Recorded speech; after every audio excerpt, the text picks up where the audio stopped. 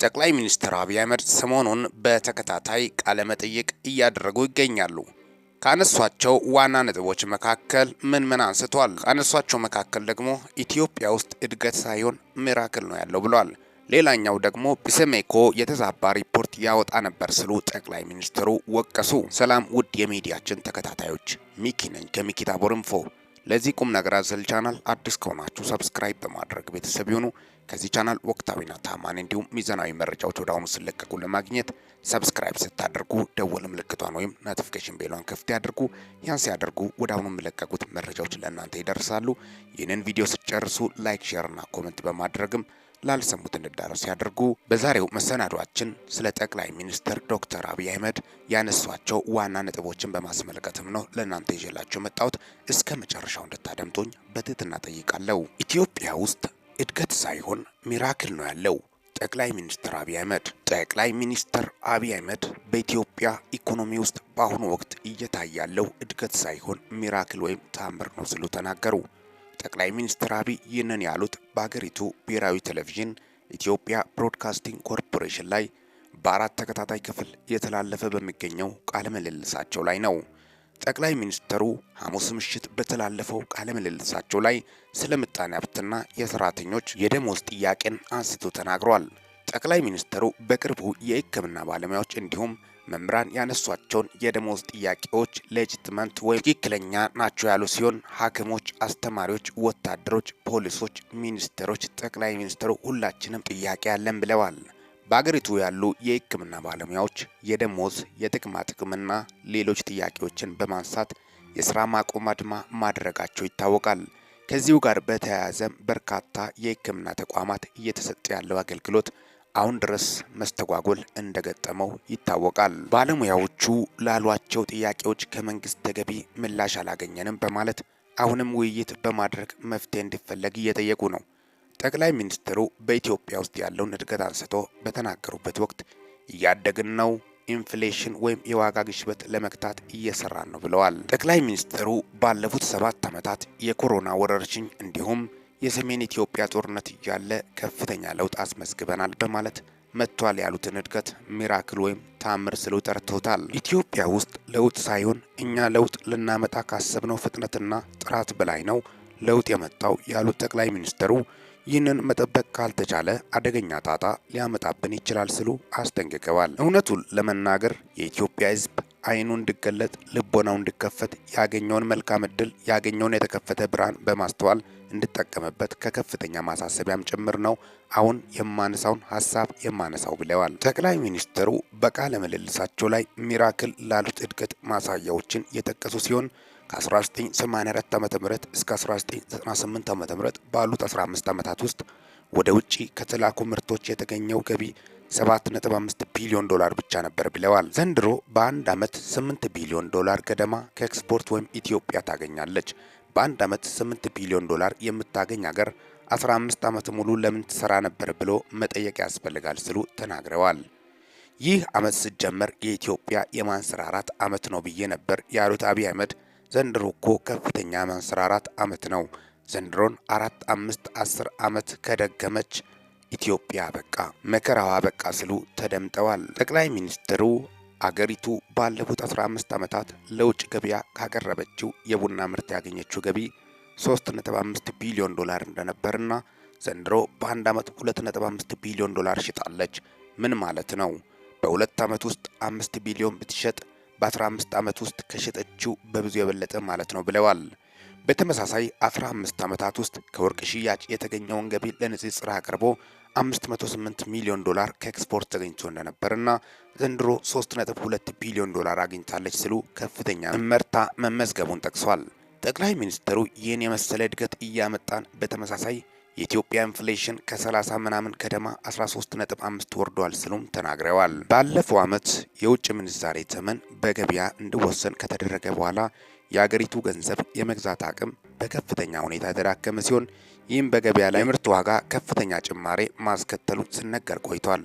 ከዚህ ውሳኔ በኋላ ወደ 54 ብር ገደማ የነበረው የ1 ዶላር የምንዛሬ ዋጋ በአሁኑ ወቅት በይፋዊው ገበያ ወደ 130 ብር ከፍ ያለ ሲሆን በትይዩ ገበያ ግን ወደ ከ150 በላይ መድረሱ ይነገራል። በተመሳሳይ በየጊዜው መንግስት ለነዳጅ የሚሰጠው ድጎማ ከመነሳቱ ጋር ተያይዞ የትራንስፖርት የሸቀጦችና የአገልግሎት ዋጋ ከፍተኛ ጭማሬን በማሳየቱ የኑሮ ውድነት እንዳሳሰባቸው ነዋሪዎች እየተናገሩ ነው።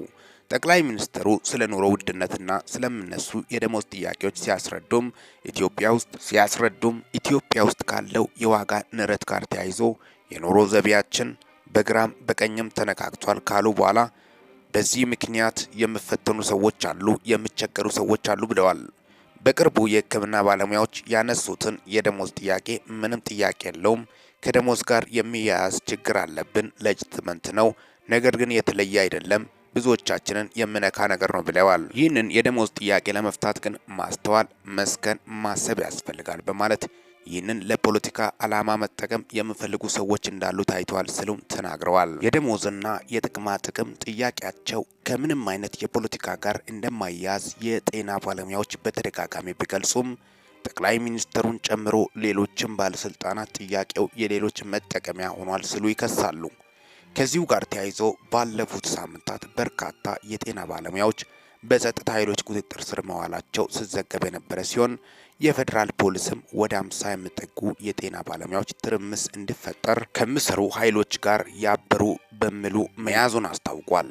ጠቅላይ ሚኒስትሩ በዚህ ዓመት ደሞዝ ላይ ጭማሪ ያስፈልጋል በማለት 91 ቢሊዮን ብር መንግስት መጨመሩን በመጥቀስ 91 ቢሊዮን ብር በዓመት ከመመደብ በላይ ኢትዮጵያ አቅም የላትም ብለዋል። የኢትዮጵያ ደሞዝ በቂ አይደለም፣ የኔ ደሞዝ በቂ አይደለም ያሉት ጠቅላይ ሚኒስትሩ ዘንድሮ የፌዴራል መንግስት ሰራተኛ ደሞዝ የሚከፍለው 450 ቢሊዮን ብር በልጧል።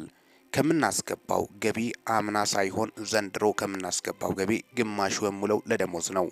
900 ቢሊዮን ገደማ ብር እንጠብቃለን፣ ግማሽ ደሞዝ ነው ብለዋል። መንግስት ይህ ጥያቄ በጩኸት ይመለሳል ብሎ እንደማያምን የተናገሩት ጠቅላይ ሚኒስትሩ በሰከነ መንገድ አቅማችንን እያገናዘብን ምላሽ እየሰጠን መሄድ ያስፈልጋል። ይህንን ጉዳይ ግን ከስክነት፣ ከውይይት፣ ከምክክር ከየት እንደምናመጣው ከማሰብ ውጪ መልስ አይገኝለትም ብለዋል።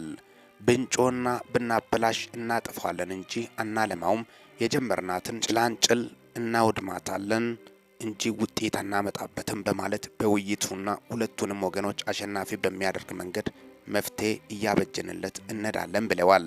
ሌላኛው ጠቅላይ ሚኒስትር አብይ አህመድ ያነሱ ጥያቄ ስለ ሰብአዊ መብቶች ድርጅትን በማስመልከትም ነው። ኢሰመኮ የተዛባ ሪፖርት ያወጣ ነበር ሲሉ ጠቅላይ ሚኒስትሩ ወቀሱ። ጠቅላይ ሚኒስትሩ አብይ የሀገሪቱ የመብት ጥበቃ ተቋም የኢትዮጵያ ሰብአዊ መብቶች ኮሚሽን ወይም ኢሰመኮ ባለፉት ዓመታት የተዛባ ሪፖርት ሲያወጣ ነበር ሲሉ ወቀሱ። ጠቅላይ ሚኒስትሩ ከኢትዮጵያ ቴሌቪዥን ጋር ባካሄዱት ቃለ ምልልስ ላይ ከዚህ በፊት በመንግስታቸው በተገለጸ ሁኔታ ኢሰመኮ ባለፉት 3 እና 4 ዓመታት በተዛባ መንገድ በኢትዮጵያ መንግስት ላይ ሪፖርት ሲያወጣ ነበር ሲሉ ተደምጠዋል። በ4 ተከታታይ ክፍሎች በመንግስትና ለገዢው ፓርቲ ቅርብ በሆነ የቴሌቪዥን ጣቢያዎች በተመሳሳይ ሰዓት ስተላለፍ በቆየው የጠቅላይ ሚኒስትሩ ቃለ ምልልስ የመጨረሻ ክፍል ላይ የኮሚሽኑን የተዛባ ያሉት ሪፖርት መንግስታቸው በዝምታ ያለፈው ለተቋም ግንባታ ስል መሆኑን ተናግረዋል። መንግስት ለሰብአዊ መብት ከፍተኛ ኮሚትመንት ወይም ቁርጠኝነት አለው ያሉት ጠቅላይ ሚኒስትሩ ኮሚሽኑ እዚችው አካባቢ ተቀምጦ አዲስ አበባ ሲያወጣ የነበረው ሪፖርት እያዳመጠ ዝም የሚል መንግስት መፍጠር መቻላችን ትልቅ ምርታ ነው ብለዋል። ጠቅላይ ሚኒስትሩ መንግስታቸው ለነጻ ተቋማት የከፈለውን ዋጋ ሲናገሩ እንኳን ውሸት፣ እንኳን ቅጥፈት፣ እንኳን ያልተስተካከለ ዳታ የተስተካከለ ቢሆን መንግስት ሳያውቀው መንግስት መክሰስ እኮ ከዚህ በፊት አይቻልም ሲሉ ተናግረዋል። ነገር ግን ጠቅላይ ሚኒስትሩ የኢትዮጵያ ሰብአዊ መብቶች ኮሚሽን በየትኞቹ ጉዳዮች የተሳሳተ መረጃ ተጠቅሞ ሪፖርት እንዳወጣ ግን ያሉት የለም። ጠቅላይ ሚኒስትሩ አክሎም እኛ ነጻ ሆነው ይስሩ ስንል የጠለፏቸው ቢሆንም ማለት ነው ስሉ በተቋም ውስጥ ሌሎች እጃቸውን አስገብቶ እንደነበርም በደፈናው ተናግሯል። የኢትዮጵያ ሰብአዊ መብቶች ኮሚሽን በኢትዮጵያ መንግስት የተቋቋመ የሰብአዊ መብት ድርጅት ሲሆን ጠቅላይ ሚኒስትር አብይ ወደ ስልጣን መምጣታቸውን ተከትሎ በነጻነት እንዲሰራ መልሶ መዋቀሩ ይታወሳል። የኢትዮጵያ የሰብአዊ መብቶች የኮሚሽን ቀደም ሲል የነበሩ አሰራር በተለይ መልኩ የዜጎች መብት እንዲከበር በተደጋጋሚ ከመጠየቁ ባሻገር ለሰብአዊ መብት ጥሰቶች መንግስትንና ተቋማቱን ተጠያቂ የሚያደርጉ ዝርዝር ሪፖርቶችን ሲያወጣ ቆይቷል። በሰሜን ኢትዮጵያ 2 ዓመታት በተካሄደው የእርስ በርስ ጦርነት ወቅት የተጻፈው ከባድ የሰብአዊ መብት ጥሰቶችን በተመለከተም ኮሚሽኑ ከተባበሩት መንግስታት የሰብአዊ መብቶች ተቋም ጋር በመሆን ምርመራ አድርጎ ሰፊ ሪፖርት ማውጣቱ ይታወቃል። ኢሰመኮ ምንም እንኳን መንግስታዊ ተቋም ቢሆንም ብዙ ጊዜ የሚያወጣቸው ሪፖርቶች በመንግስት መገናኛ ብዙሃን የማይዘገቡ ሲሆን አንዳንድ ጊዜም ከፌዴራል መንግስትና ከክልል ባለስልጣናት በሪፖርቶቹ ላይ ጠንከር ያለ ትችት ሲቀርብበት ቆይቷል። ኮሚሽኑ ከሰሜን ኢትዮጵያው ጦርነት ጋር በተያያዘ የመብት ጥሰቶች፣ በሰብአዊነት ላይ የተፈጸሙ ወንጀሎችንና የጦርነት ወንጀሎችን በተመለከተ ሪፖርቶች ሲያወጣ ነበር። ከዚያም በኋላ በአማራና በኦሮሚያ ክልሎች ከሚካሄዱ የትጥቅ ግጭቶች ጋር በተያያዘ በመንግስት ኃይሎችና በታጣቂዎች የሚፈጸሙ ጥቃቶችንና የመብት ጥሰቶችን በተመለከተ የመንግስት አካላትን ያላስደሰቱ ሪፖርቶችን ሲያወጣ ቆይቷል። በተጨማሪም የጸጥታ ኃይሎችንና ሌሎች የመንግስት መዋቅሮች በሰላማዊ ዜጎች ላይ ይፈጽሟቸዋል የተባሉ የመብት ጥሰቶችን የሚመለከቱ ዝርዝር ሪፖርቶችን ከማውጣት ባሻገር ህጋዊንና የማስተካከያ እርምጃዎች እንዲወስዱ ሲጠይቅ ይታወቃል። በተለያዩ ጊዜያት በአገሪቱ ውስጥ የተፈጸሙ የመብት ጥሰቶችን በሚመለከት ከኢሰመኮ ባሻገር ዓለም አቀፍ የሰብአዊ መብት ተቋማትም ተመሳሳይ ሪፖርቶችን ማውጣታቸው ይታወቃል። ጠቅላይ ሚኒስትሩ ባለፉት ጥቂት ዓመታት የተዛባ ሪፖርት ሲያወጣ ነበር ያሉትን የኢትዮጵያ ሰብአዊ መብቶች ኮሚሽንን በኮሚሽነርነት ሲመሩ የቆዩት በራሳቸው የተሾሙት ታዋቂ የመብቶች ባለሙያ ዶክተር ዳንኤል በቀለ ነበሩ። በዓለም አቀፉ የሰብአዊ መብቶች ተቆርቋሪው ድርጅት ሁማን ራይትስ ዋች የአፍሪካ ክፍል ዋና ዳይሬክተር ሆኖ ሲሰሩ የነበረ ሲሆን ጠቅላይ ሚኒስትር አብይ ወደ ስልጣን ከመጡ በኋላ ነበር የኢሰመኮ ኮሚሽነር ሆኖ የተሾሙት። ዶክተር ዳንኤል ለ5 ዓመታት የቆዩበትን የኮሚሽነርነት የኃላፊነት ጊዜያቸውን ባለፈው ዓመት ማብቂያ ላይ አጠናቆ ሲሰናበቱ የቀድሞ የመንግስት ከፍተኛ ባለስልጣንና የህግ ባለሙያ አቶ ብርሃኑ አዴሎ በዚህ ዓመት የኮሚሽነርነቱን ቦታ መረከባቸው ይታወቃል። ጠቅላይ ሚኒስትሩ ይህን ያሉት አጠቃላይ ሰሞኑን በቴሌቪዥን መስኮት ላይ ቀርቦ በተናገሩት ዋነኛ ንግግሮች ላይም ነው። ጠቅላይ ሚኒስትር አብይ አህመድ አንዳንድ ወቅታዊ ጉዳዮች ላይ በፍጥነትም ሚዲያ ላይ በመቅረብ እንደ ቃለ መጠይቅም ሀሳባቸውን ሲያነሱም ተስተውሏል። ሰሞኑን እንግዲህ የሐኪሞች አድማን በማስመልከትም ከፍተኛ ውዝግብ ውስጥ እንደገቡም የሚታወቅ ነው። እስካሁን ድረስ አድማው ሙሉ በሙሉ ያልቆመበት ሁኔታም የደሞዝ ጥያቄም እንዳለ መቀጠሉም የሚታወስ ነው። ሐኪሞች በብዛት ያነሱት መብላት አልቻልንም፣ ለትምህርት ለምን ለኑሮ አይሆንም እንደምታወቀው ያነሱት ማለት ነው። ኢትዮጵያ ውስጥ እንግዲህ ሐኪም ምን ያህል አስፈላጊ እንደሆነ የአደባባይ መረጃዎችና እውነታዎች ናቸው። ሐኪም እያንዳንዱን እርምጃ የሰው ነፍስ በጣም በተለይ የሐኪምን እርዳታ ትሻለች።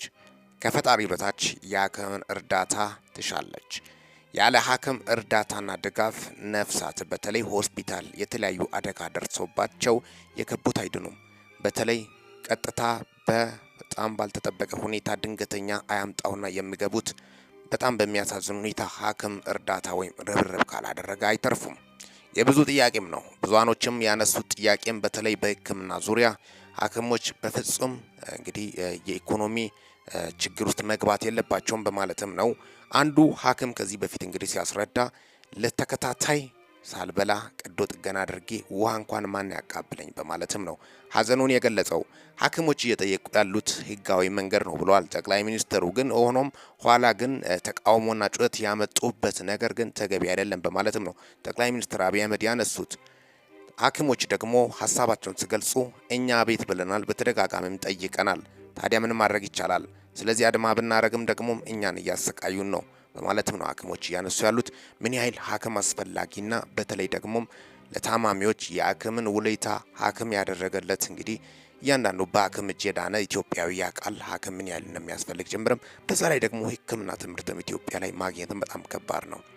ምክንያቱም ከፍተኛ ውጤት በጣም ቶፕ ተማሪ መሆን አለበት። ያን ውጤት በጣም ቶፕም በላይ ደግሞ በጣም ለየት ያለ ማለት ነው። ምክንያቱም ንባቡ ድካሙ ከባድ ነው። ዩኒቨርሲቲ መግቢያ ከፍተኛ ውጤት ያ ሰው ማምጣት ይጠበቅበታል። ከዛ ከገባ በኋላ እንደገና ደግሞ ከፍተኛ ጥናት፣ ርብርብ፣ ሩጫ፣ ተፍተፍ ማለት በደንብ ማንበብ እንደሚያስፈልግ ጭምርም ነው። ሕክምና ትምህርት ራሱ እያንዳንዱ በንቃት የተሞላች መሆን እንዳለባት ጭምርም ነው እያንዳንዷ ደረጃ። ምክንያቱም የሰው ነፍስ ነው፣ ቀጣይ ወጥቶ ህዝብን እንደሚያገለግሉ ምንም ጥርጥር እንደሌለ ጭምርም ነው።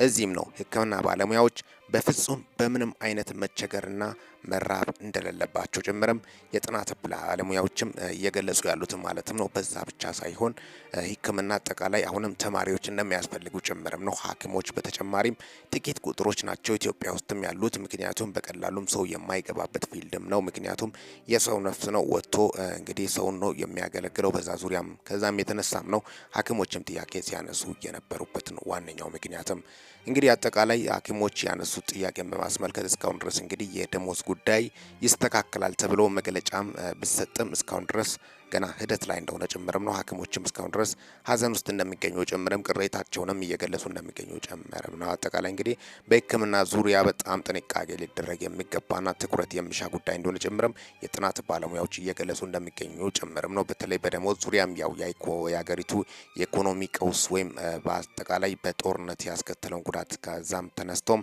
አጠቃላይ የዶላር ምንዛሬ ጋር በጣም ኑሮ ከባድ እንደሆነ ጭምርም ነው። በርካቶቹ ለመብላት እንደሚቸገሩና በተለይ ኢትዮጵያኖች አብዛኞቹ የጥያቄም ነው የሐኪሞች ብቻ ሳይሆን በዋናነትም አጠቃላይ አብዛኛው ኢትዮጵያዊ ጥያቄ ነው የኑሮ ችግር እንደሆነ ጭምርም የሁኔታው የሚያሳየው ማለት ነው። ጠቅላይ ሚኒስትር አብይ አህመድ እንግዲህ በዋናነት ያነሷቸው ነጥቦችን ስለ ኢትዮጵያ ኢኮኖሚ ሚራክል ብሎ ጠርቶታል። አጠቃላይ ያን በማስመልከትም ኢኮኖሚ ለውጥን በማስመልከት የተናገሩትን አጠቃላይ የጥናት ባለሙያዎች ምን ይላሉ በሚሉት ዙሪያ እንግዲህ አጠቃላይ እስካሁን ድረስ ጥናት ባለሙያዎች እንዲህ ነው ብሎም መግለጫ እየሰጡ አይደለም። በከፊል ደግሞ የኢትዮጵያ ኢኮኖሚ እንግዲህ ያለበት ሁኔታ የኑሮ ግሽበትን በማስመልከት በርካቶቹ ኢኮኖሚ አቤት አቤት አቤት እያሉ እንደሚገኙ ጀምረም የአደባባይ መረጃዎችና እውነታዎች ናቸው። ምክንያቱም የዶላር ጭማሬ ጋር ተያይዞ ጦርነት ከዚህ በፊት በነበሩት ጦርነቶች ምክንያት አሁን ደግሞ አንዳንድ ቦታ ጸጥታ ጋር ዙሪያ ተያይዞ እንደሆነ ጀምረም ነው ሀሳባቸውን የገለጹ ያሉት። ሌላው ደግሞ ጠቅላይ ሚኒስትር አብይ አህመድ ያነሱት በኢሰመኮ ዙሪያ ነው። ኢሰመኮ እንግዲህ ዋናነት ከዚህ በፊት የነበሩት ዶክተር ዳንኤልን ራሳቸው እንደሾሙ ጭምርም ነው። መረጃም ላይ እውነታም ላይ ከዚህ በፊትም የሚያሳየው ጠቅላይ ሚኒስትር አብይ አህመድ በሆደ ሰፊነት ታግሰናል በማለትም ሀሳባቸውንም ሲገልጹም ተስተውሏል። በቃለ መጠይቅ ጠቅላይ ሚኒስትር አብይ አህመድ እንግዲህ ወቅታዊና አንገብጋቢ ጉዳይ ሲኖር በቃለ መጠይቅ መጥቶ እንደሚናገሩም የታወቀ ነው። ሰሞኑን እንግዲህ በመንግስት ሚዲያዎች በተከታታይ በቴሌቪዥን ወጥቶ በቴሌቪዥን መስኮት ላይ የጠቅላይ ሚኒስትር ቃለ መጠይቅ ሲቀርብም ተስተውሏል። አጠቃላይ በዋናነት ሊደመጥ የሚገቡት ምንድን ናቸው በሚሉት ዙሪያ ነው። ጠቅላይ ሚኒስትሩ ምንድን ነው ያነሱት ምን ብሏሉ በሚሉት ዙሪያ ነው። አጠቃላይ እንግዲህ በዋናነትም ሀሳባቸውን የገለጹበትን ለናንተ በምመችና አጠር ባለ መልኩ ለናንተ ይዘንላችሁ የመጣ ነው። አጠቃላይ ቃለ መጠይቁ ረጅም ሰዓት ስለሚወስድ አጠር ባለ መልኩ ሀሳባቸውን ያነሱበትን በማስመልከት ዋና ዋና አንኳር ጉዳዮች ምንድነው ሊደመጡ የሚገቡ ጠቅላይ ሚኒስትሩ ምን አሉ፣ ምን መግለጫ ሰጡ፣ በወቅታዊ ጉዳይ ህዝቡን በጣም ለመስማት የቸኮለ ጉዳይ አብዛኞቹ በተለይ የደሞዝ ጭማሪ ዙሪያ በዋናነት ሀሳባቸውንና ውስጣቸው ያለው ነገር እንደሆነ ጭምርም ነው። እንግዲህ በተለይ የሕክምና ባለሙያዎች ውስጣቸው ያለው ጉዳይን በማስመልከት ነው አጠቃላይ ለእናንተ ይዘንላችሁ መጣ ነው። እንግዲህ ይህ ቻናሌ ነው፣ ሚኪ ነኝ። በዚሁ ቻናል የሚኪ ታቦር ኢንፎ ይባላል። ይህንን ቻናል የማትውቁት ወይም አዳዲስ ኢትዮጵያኖች ካላችሁት በዚሁ ቻናል ለየት የሚያደርገው ነገር ከፖለቲካ ባሻገር በብዛት ማለት ይቻላል ከፖለቲካን በበለጠ ወቅታዊና ሊደመጡ የሚገቡ መረጃዎች በአርቲስት ይሁን ጠቃሚ የሆኑት ቲቶሪያል የሚሆን አጠቃላይ ሊደመጡ የሚገቡት መረጃዎችን ነው። አጠቃላይ መረጃዎች በዚሁ ቻናል ማግኘት ትችላላችሁ። ስለ እናንተ በጣም ይጠቅማል። ለየት ባለ መልኩ ነው፣ ተአማኒና ወቅታዊ ነው። ሰዓቱን የጠበቀ መረጃ በተከታታይ አጠቃላይ ሊደመጡ የሚገቡትን መረጃዎችን በተመሳሳይ ሰዓት እንግዲህ ወደ አሁኑ እየተከታተለ ለእናንተ የምናቀርብላችሁ ይሆናል። 24 ሰዓት ቀጥታ ክፍት የሆነ ቻናል ነው። በዚሁ ቻናል እንግዲህ ደከመ ሰለቸን ሳንል ለእናንተ መረጃ ለማቅረብም የከፈትነው ቻናል ስለሆነ ሊደመጡ የሚገቡ ወሳኝ የሆኑት መረጃዎችን አጠቃላይ እንግዲህ በዋናነት ወቅታዊና ልዩ መረጃዎች ላይ ነው። አልፎም ደግሞ ፖለቲካዊ መረጃዎች በዚሁ ቻናል አጠቃላይ እንግዲህ ሊደመጡ የሚገቡት መረጃዎችን ነው ለእናንተ ይዘንላችሁ የመጣ ነው። ታማኒ ወይም ወቅታዊ ሚዛናዊ መረጃ ነው በዚሁ ቻናል ይዘንላችሁ የምንመጣው። እንግዲህ መረጃ አጠቃላይ በገለልተኛ ሆነን ነው ለእናንተ የምናቀርብላችሁ። ሊደመጡ የሚገቡ መረጃዎችን ነው። ይህ ሚዲያ እንግዲህ የግል ሀሳብ ሳይሆን የሚያንጸባርቀው አጠቃላይ ሚዲያ ላይ የወጡትን መረጃዎችን ነው ሚዛናዊ በሆነ መልኩ ለእናንተ የምናቀርበው። እንግዲህ ሚኪያስ እባላለሁ። ሚኪ ታቦር ማለት ያው የቻናሌ ስም ነው። ሚኪ ታቦር ኢንፎ የቻናሌ ስም ነው። ሚኪያስ ነኝ። ሚኪያስ እባላለሁ። ለማታውቁኝ በዚሁ ቻናል አጠቃላይ እንግዲህ በዋናነት መረጃዎችን ይዤላችሁ በማቅረብ መጣው ሚኪያስ ነኝ። ሚኪያስ ታቦር ወይም ሚኪ ታቦር ኢንፎን ሰብስክራይብ በማድረግ ወቅታዊና ተአማኒ ማለት ነው ለዚህ ቁም ነገር አዘል ቻናል አዲስ የሆናችሁት ሰብስክራይብ ማድረግ በፍጹም እንዳይረሱ። ሰብስክራይብ ስታደርጉ ደወል ምልክቷን ወይም ኖቲፊኬሽን ቤሏን ክፍት ያደርጉ። ያንስ ክፍት ሲያደርጉ ወደ አሁኑ የሚለቀቁት መረጃዎች ለእናንተ ይደርሳሉ። ይህንን ቻናል እንግዲህ ሰብስክራይብ ያላረጋችሁት ሰብስክራይብ በማድረግ ወቅታዊና ታማኒ መረጃን ማግኘት እንደምትችሉ ጭምርም ነው ለእናንተ ምገልጽላችሁ። ይህንን ቪዲዮ ላይክ፣ ሼርና ኮመንት በማድረግም ማበረታታቱን እንዳይረሱ። ለእሳታት ያሉኝ መረጃዎች ይመስላሉ። በወቅታዊና አጫጭር መረጃ እስከምንገናኝ ድረስ በያላችሁበት ዓለም ክፍል ሰላም ያቆያችሁ።